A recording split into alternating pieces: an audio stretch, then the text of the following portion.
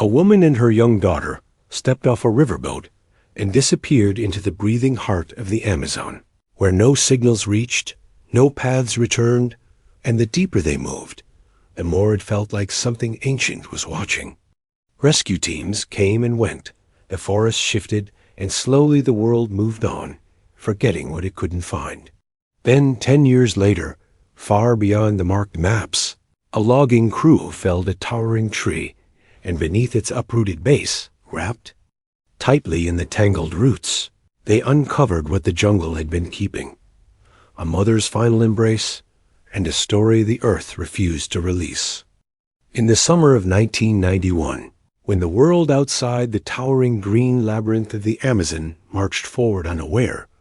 a woman named Megan Holloway, whose soul had grown weary from courtrooms, cold dinners, and a life that had begun to crack along its quiet edges, boarded a riverboat with her 10-year-old daughter Selena, a child whose laughter often masked her questions,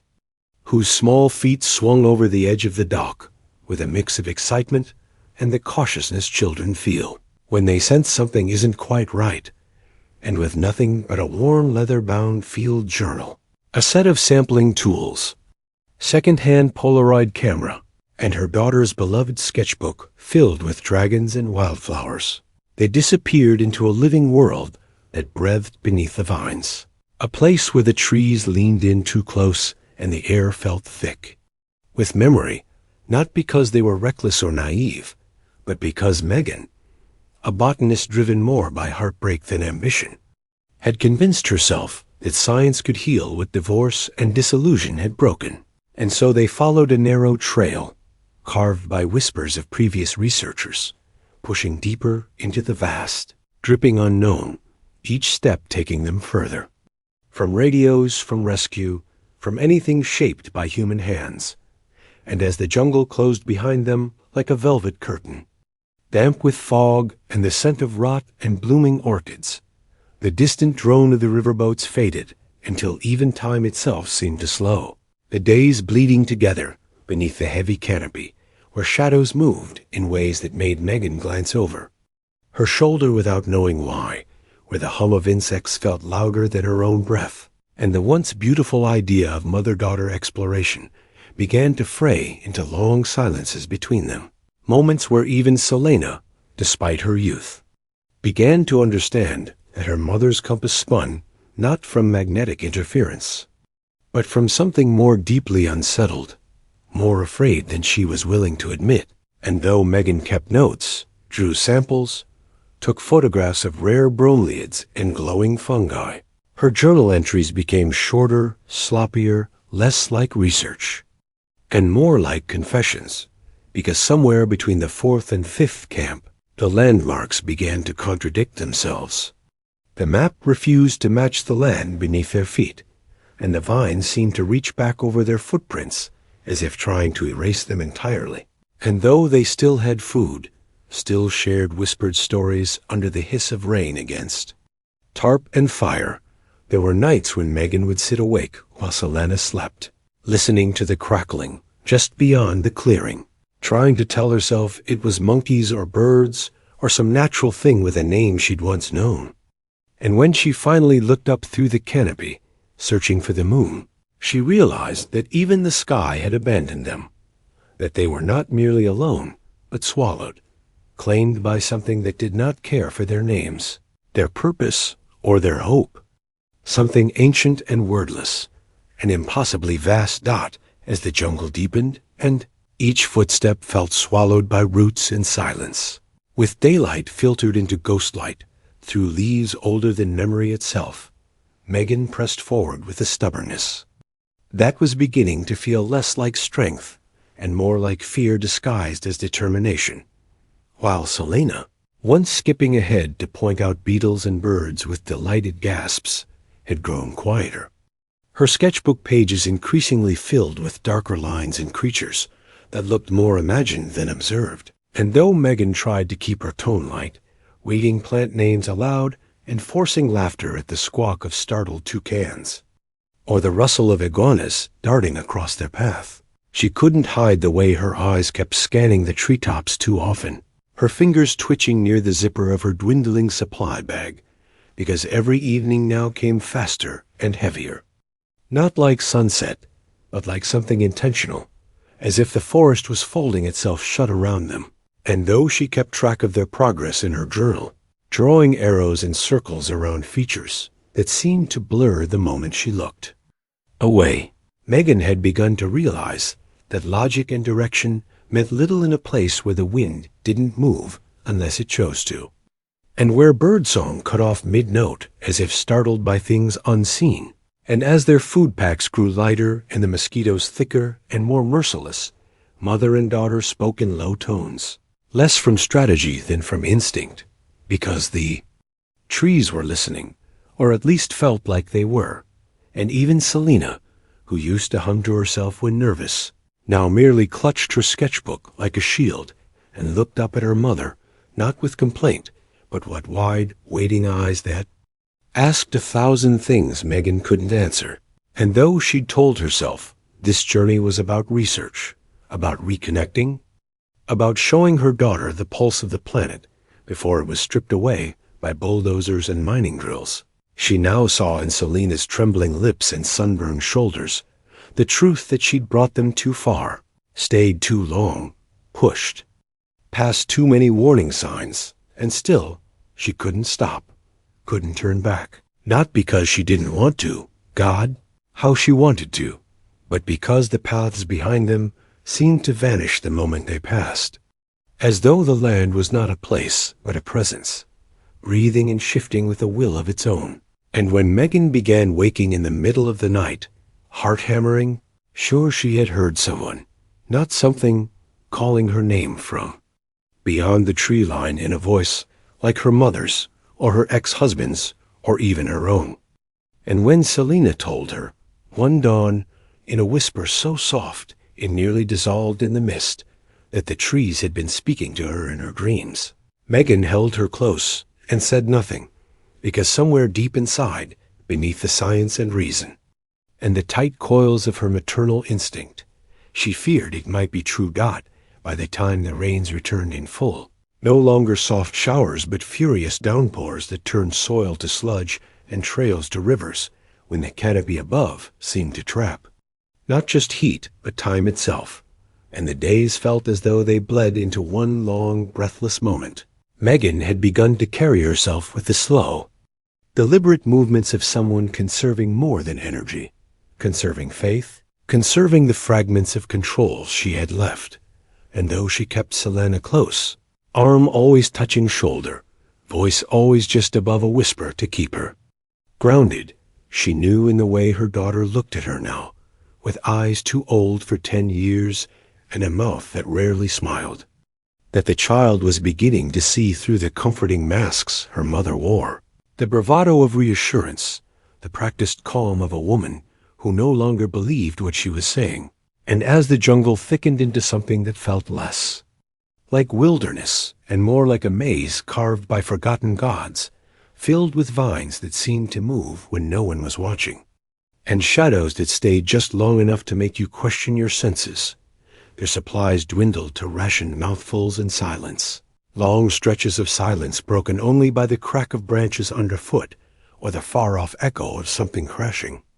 through trees too far away to name, but too close to ignore. And on the night, the firewood was too wet to light, when even the tarp failed to hold back the rain, and their shared warmth wasn't enough to keep the cold from creeping in through their soaked clothing. Megan cradled Selena in her lap, arms wrapped tight, not just to protect from the chill, but from the dreams the girl had begun to whisper about in her sleep, dreams of voices echoing underwater, of faces in the bark, of being followed not by animals, but by something that knew their names. And Megan, though she kissed her forehead and shushed her fears with practiced tenderness,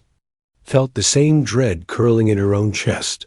a slow, coiling thing that made her flinch at every flicker of movement in the tree line, every sound that resembled breathing when nothing should be breathing that close. And as she sat through that storm-drenched night, legs cramping, stomach hollow, lips cracked in whispering prayers she didn't remember learning, Megan realized that whatever had brought them this far,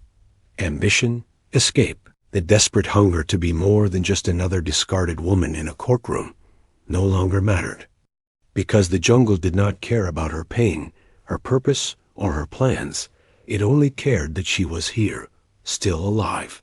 still trying to pretend she could leave when she wanted. And when dawn finally came like a secret unspoken, pale and thick with fog, Megan felt the weight of Selena's head against her chest, too still, too quiet, and for one long, endless moment. She couldn't tell whether the sound she was hearing was the fading echo of her own heartbeat, or the jungle simply deciding that it was time to listen. When the chainsaws arrived a decade later, loud and hungry and unapologetic, carried by men in dust-covered uniforms who had long stopped listening to the warnings of maps or elders, or the strange hush that settled whenever their boots disturbed too much ground,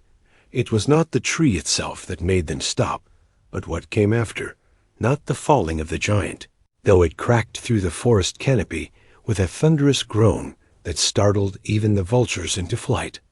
but the moment the roots lifted from the damp earth, like tendrils of something not yet done dreaming, and tangled within that yawning, open cradle were bones curled together in the way living bodies only do when the last thing they felt was love. Not the clean, easy kind, but the desperate, clinging kind, the kind that holds tighter even when breath runs out. And as the workers stumbled backward, dropping tools and staring through the haze of sawdust in disbelief, the forest seemed to fall into a silence deeper than fear, a silence that pulsed like a held breath. And though they called it in, the radios crackled with coordinates, and questions and distant voices that didn't know how to process what had been unearthed. No one could explain how the remains of a woman and child had become so deeply entangled in the roots, how a sketchbook, miraculously intact despite the rot and rain, had stayed tucked between what had once been ribs, its pages still clinging to images drawn in a child's hand, a tree with too many eyes, a woman holding a star, a bird with human teeth, a circle of hands with no faces, and a date scrawled over and over in the corner like a mantra, or a warning. And the men, hardened by years of felling the untamed, stood in quiet horror as the recovery team arrived, speaking in low tones, gloved hands gentle, respectful. Not because someone told them to be, but because the air itself demanded reverence. Thick with something invisible, but deeply felt, something that made even the insects go still. And though forensic reports would later try to pin down the when and the how, heat exposure, starvation, hypothermia, trauma, none of the experts could explain the arrangement, the way the woman's arms were wrapped so tightly around the smaller form, how the skull of the child tilted in toward her chest as if still listening for the echo of a heartbeat, or how the roots themselves seemed not to grow around them, but through them, as though the earth had pulled them in gently, not to erase them, but to keep them, to protect what the world had clearly forgotten. And when the logging team packed up days later, abandoning the project without clear reason, several of them spoke, quietly, only once, never again, about how at night, during those final hours, they had heard something moving through the trees, not like animals, not like wind, but like footsteps that stopped whenever they turned around. And when the story finally broke, not in a blaze of headlines or breaking news urgency, but through a quiet article buried beneath bolder stories, stories of markets and wars and things, that seemed so much more important until you remember the weight of what it means to disappear slowly, cell by cell, in a place that never once cared to keep records of the ones it swallowed. The world paused, just long enough for a whisper to move through it, for readers to sit with the image of a mother and daughter held not by ropes or chains, but by bone and love and the terrible quiet of time allowed to pass unchecked. And though most would move on after a day or two, brushing it off as tragedy or perhaps calling it poetic in a way that allowed them to forget it was real,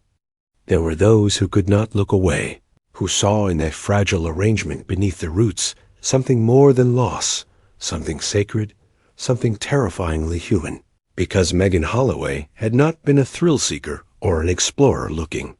for glory, nor was Selina some nameless child caught in a footnote of a cautionary tale, but rather they had been two souls, broken, hopeful, fragile, brave,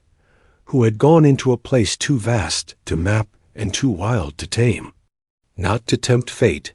but because Megan believed, with all the cracked pieces of her scientist's heart, that nature still held a kind of honesty the modern world had abandoned. And as officials catalogued the items recovered, the rusted camera, the scratched compass, the child's drawing of a tree whose roots wrapped around a heart, and tried to make sense of how their final resting place had not been one of collapse or disarray, but rather something almost deliberate, as if they had been placed there, held there, by unseen hands, or perhaps by the earth itself, refusing to let them go unnoticed. Those who were present during the retrieval spoke not of bones or objects, but of the quiet that hung over the site, not like a silence, but like a waiting, like something still unfinished. And when the remains were returned to a small town that had long stopped believing the missing would return, where the houses had been repainted, and the school Selena once attended had new playground equipment and teachers who had never spoken her name, the arrival was not met with crowds or cameras, but with a rainstorm that began at sunrise and did not let up until dusk, as if the sky itself had held its grief too long and could no longer bear the weight of it. And in the church where the memorial was held, there were only a few faces.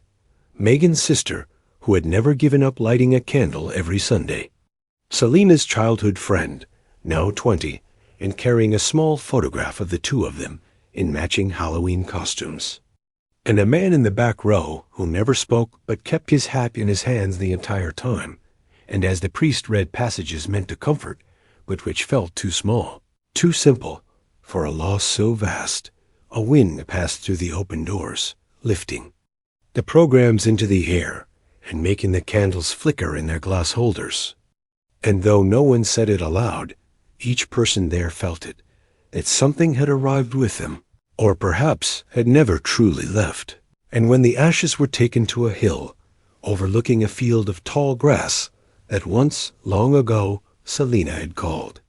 her Lion Kingdom, the urns were buried side by side beneath a young tree planted not by a groundskeeper, but by the same botanist who had once mapped ecosystems with the hope of saving them, now grown into a man who had read Megan's final journal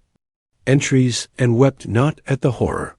but at the beauty, her words growing softer near the end, describing not terror, but connection, not panic, but awe, as if the jungle, in her final days, had begun to speak to her not as an intruder, but as something it, too, had come to understand. And when he stood above that grave, he whispered a single line from her notebook that had been underlined 3 times. "It is not death that frightens me now, but the thought of being forgotten by the roots that held me." And later, when he returned to the forest where it all had ended, not with a team or gear, but alone, bringing no tools but a vial of Selena's ash and a pouch of native seeds she had once drawn in her sketchbook, he left them beneath a fallen log near where the great tree had stood, and though no sound answered him, he felt it, a shift, a hum, a breath, not from wind or animal or anything named, but from the green itself, from the soil that remembered, from the vines that still grew in spirals that matched the drawings on a dead child's page,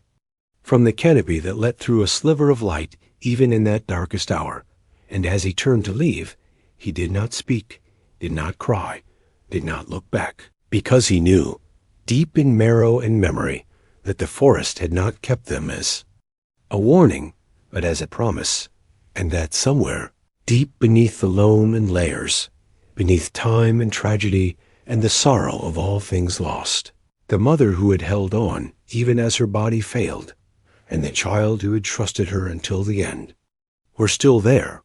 not gone, not erased, not forgotten, but rooted, remembered, and eternal.